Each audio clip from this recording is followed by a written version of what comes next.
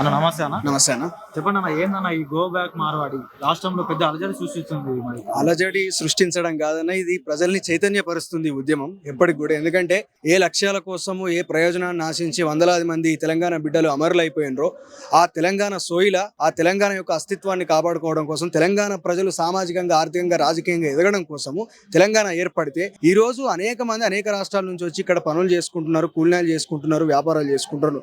ఎవరికైనా భారతదేశంలో ఏ చోటు పోయి బ్రతికేటటువంటి హక్కు ఉన్నది, స్వేచ్ఛ ఉన్నది, ఎవరు తప్పండలేం.